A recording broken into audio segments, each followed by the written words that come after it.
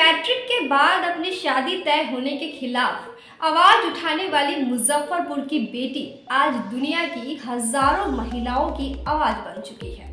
बाल विवाह के खिलाफ घर छोड़ने वाली रेनू 135 देशों की 100 ताकतवर महिलाओं में शुमार हो चुकी है। रेनू जी G100 समूह का स्टेट चेयरपर्सन भी बनाया गया। रेनू बिहार की पहली महिला है जिन्हें इसमें शामिल किया गया है। कई सारे पुस्तकें भी महिलाओं के ऊपर रेनू ने लिखा है। इन्होंने खासकर महिलाओं के ऊपर ही पुस्तक लिखी है और न कि सिर्फ राष्ट्रीय पुरस्कार से नवाजी गई है बल्कि अंतर्राष्ट्रीय स्तरों पर भी रेनू ने अपना परचम लहराया है, बल्कि अपना नाम बनाया है। हमारे साथ रेनू पासवान जी मौजूद है और सबसे पहले तो रेनू स्वागत है आपका मुजफ्फरपुर। थैंक यू भावना। तो रेनू बताओ ऐसा कि क्या लाइफ की ऐसी क्या जर्नी अभी तक रही है, मतलब इतने सारे स्ट्रगल के पीछे क्या सिनेरियो है? सिनेरियो एंड सिचुएशंस एक्चुअली यही रही है कि मैं बहुत एम्बिशियस हूँ बचपन से ही।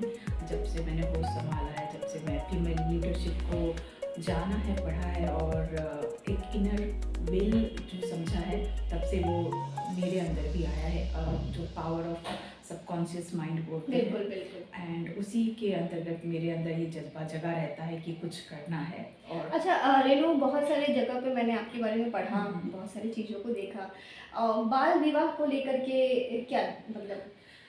देखो, मैं शादी के खिलाफ बिल्कुल भी नहीं हूँ, बट हाँ इतना जरूर ऐसा बहुत लोग कह रहे हैं कि आप शादी के खिलाफ नहीं। मैं शादी के खिलाफ बिल्कुल भी नहीं हूँ। ये एक अलग सा रिश्ता होता है जो हर लड़की के लिए ज़रूरी है और मैं बस अपने आप को थोड़ा सा अलग रखती हूँ क्योंकि मुझे समाज के लिए कुछ करना है और उनके लिए अच्छा कुछ एक लिगेसी बिहाइंड छोड़ के जाना है, जो जब वो देखें तो वो अपने लिए कुछ अपने आगे दम पे आगे बढ़ने की कोशिश करे, क्योंकि उसके लिए एक एग्जाम्पल होना चाहिए। जी, बिल्कुल। तो बस मेरा यही कहना है कि बच्चियों को जल्दी शादी ना करें, उन्हें टाइम दिया जाए, मैच्योर ना हो जाए, क्योंकि एक घर बार समझने के लिए भी मैच्योरिटी की बहुत ज़रूरत होती है ना, और उसके साथ साथ अपने लक्ष्यों को भी समझ सके। मैं आपको दर्शकों बता दूं कि रेनू पासवान जी जो है वो काफ़ी पुस्तकें लिखी हुई है, जैसे कि मैंने आपको पहले भी बताया। अभी न्यू रिसेंट बुक जो इन्होंने लिखी है the new you unlocked book है, जैसे कि आप स्क्रीन पे देख पा रहे होंगे। और सिस्टर्स स्टोरी भी इन्होंने लिखी है, बुक जो मेरे हाथ में है। फिलहाल इतना तो डीप हम नहीं जा सकते हैं। और एक सस्टेनेबल डेवलपमेंट के ऊपर कई सारे इन्होंने 5-6 बुक्स लिखे हैं। अच्छा रेनू, सिस्टर स्टोरी में ऐसा क्या खास है? सिस्टर स्टोरीज़ एक्चुअली मैं जो जी समूह के मंच से जुड़ी हुई हूँ, वहाँ पे हम बहुत सारे लोग हैं और हमने सोचा कि सब अलग अलग फील्ड से हैं। हमने सोचा कि 2-3 लोगों की टीम बनाते हैं और हम सब अपने एक्सपीरियंसेस को उस पर डालेंगे। तो ये को-ऑथर्ड बुक है जिसमें हम 5-6 वुमेन और हैं डिफरेंट एरियाज़ के, डिफरेंट स्टेट्स के, कंट्रीज़ के, और हमने ये पुस्तक सिस्टर स्टोरीज इसीलिए डाली है क्योंकि जब वो पढ़ेंगे तो एक का दिमाग नहीं पढ़ेंगे, वो 4-5 महिलाओं का ओपिनियंस मिलेंगे। और इसमें जो हमने जो टॉपिक्स डाला है, जैसे मैंने लिखा है बिल्डिंग इनर कॉन्फिडेंस, किसी ने असर्टिवनेस पे डाला है, किसी ने कॉन्फिडेंस बिल्डिंग पे डाला है। तो डिफरेंट हमने the I can, it's a kind of I can theme, हाँ थीम मैंने उस पे डाल के ये पुस्तक हम लोगों ने लिखी है। न्यू रिसेंट बुक है दर्शकों, द न्यू यू अनलॉक्ड। इसमें क्या खास है? इसमें मेरी स्टार्टिंग में थोड़ी सी अपनी जीवनी है जो small, very small, so not a biography. आपको जैसा रेनू ने अभी बताया भी कि किस तरीके से कौन सी बुक किस चीज़ों पे आधारित है। रेनू ये बताइए कि इतना अचीवमेंट होने के बाद फैमिली का कैसा सपोर्ट रहा? मतलब बहुत सारे अगर हम देखें तो हमारे समाज में लोगों को, लड़कियों को खास करके आगे आने का चांस, मौका नहीं मिल पाता है, तो आप उनको किस तरीके से देखते हैं? अभी देखिए, अभी मेरे घर में पूरा सपोर्ट है, मेरे फादर का, मेरी सिस्टर का, और जो भी मेरे से जुड़े हुए हैं रिलेटिव्स लोग भी बहुत सपोर्ट करते हैं मेरे इस कॉज को लेके। तो फैमिली फुल सपोर्ट है, जो कि ठीक है। स्टार्टिंग में थोड़ी सी इशूज़ थी, अब सब सॉल्व। स्टार्टिंग में कैसा सिचुएशन था? मतलब वही थोड़ा सा टेंशन होता था क्योंकि मैं नहीं मान रही थी चीज़ों को लेके।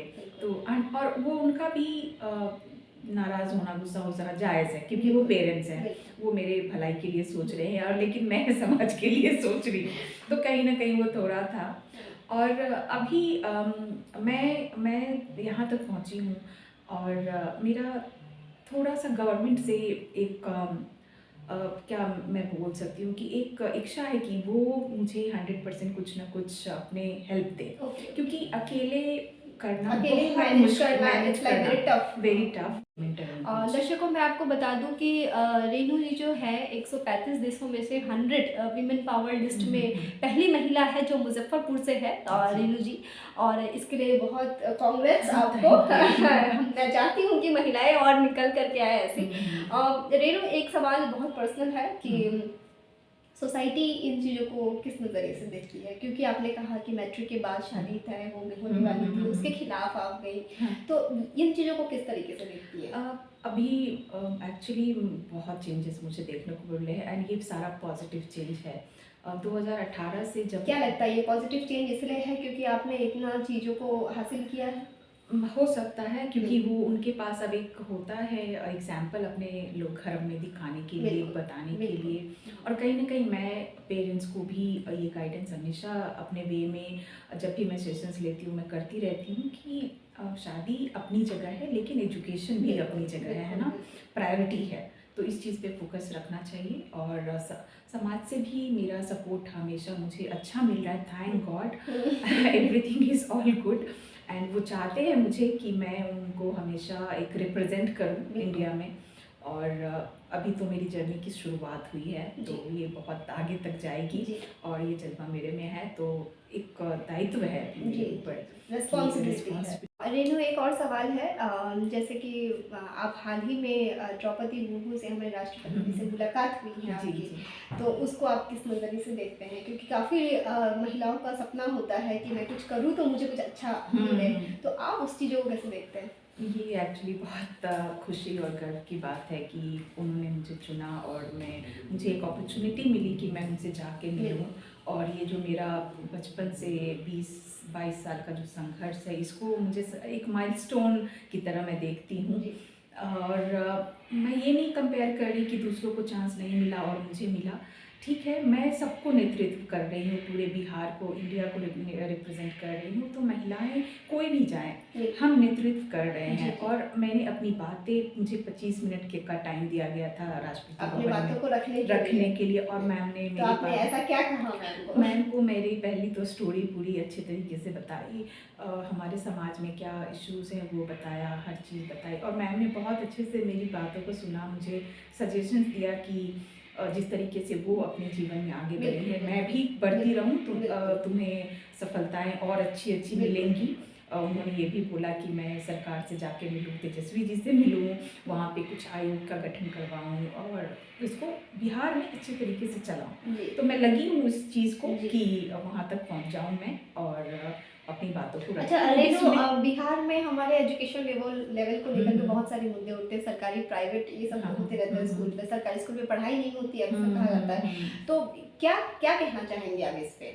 मैंने देखे हैं कुछ वीडियोस, तो ऐसे देखे हैं जो देख के मेरा भी दिल दहल जाता है कि वो स्कूल लगता नहीं है ना, उसमें कोई व्यवस्था क्या लगता है कि बात आपने तेजस्वी यादव की है, तो कहीं ना कहीं मैं ये आपसे पूछना चाहती हूँ कि पढ़ाई को लेकर के आप बिहार को किस नज़रिए से देखती हैं?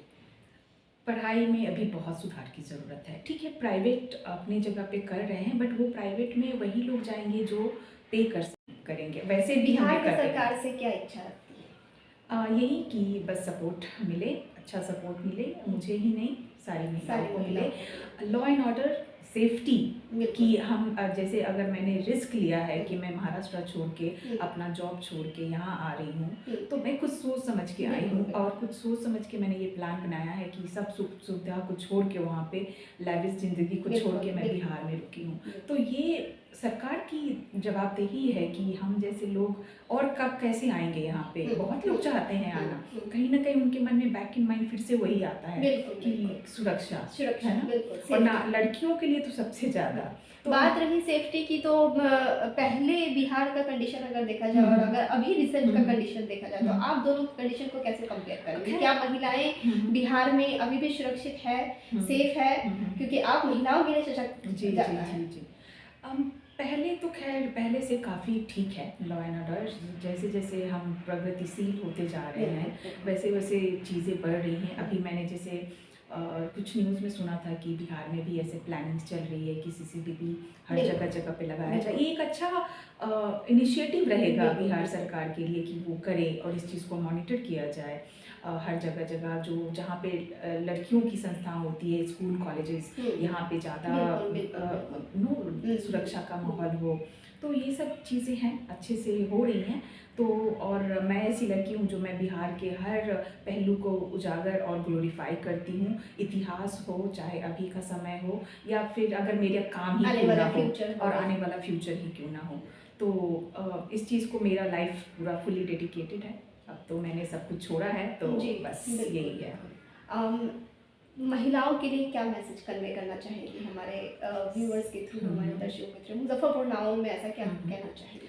ओके, तो सारे व्यूअर्स से तो मैं ये कहूँगी और स्पेशली जो जितनी भी हमारी फीमेल हमारे सिस्टर्स हैं, बिल्कुल। उनको मैं यही बोलूँगी कि एक बार हिम्मत करके अपने पेरेंट्स को इन्फ्लुएंस कर लो। एक बार पेरेंट्स जब इन्फ्लुएंस हो जाते हैं ना, वो फिर फुल सपोर्ट करेंगे और जब वो सपोर्ट मिलता है ना, तो आपके अंदर 3 गुना, 4 गुना वो जज़्बा जग ज़्यादा जाता हिम्मत आने लगती हिम्मत है। आने लगती है कि अब मैं कुछ कर बिल्कुल, सकती हूँ। बिल्कुल, बिल्कुल। और इसी तरीके से अपने आप को पहचानना, हुँ। सेल्फ हुँ, आइडेंटिफिकेशन हुँ, बहुत हुँ, इम्पॉर्टेंट हुँ। है, क्योंकि वो चीज़ हमारे दिमाग में फीड नहीं की जाती है बचपन से।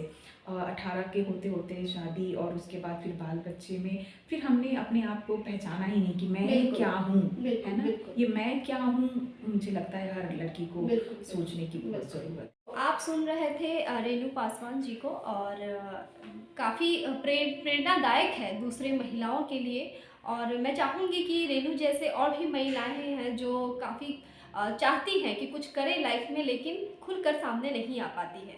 तो उनके लिए रेणु जी एक उदाहरण है और ऐसे कई सारे रेणुएँ हैं जो हमारे मुज़फ्फ़रपुर में अभी भी फ़िलहाल है, मुज़फ्फ़रपुर क्या पूरे बिहार में है। हुँ। तो ये सारे लोगों को प्रेरणादायक करते हैं कि महिलाओं को आगे बढ़ाना चाहिए।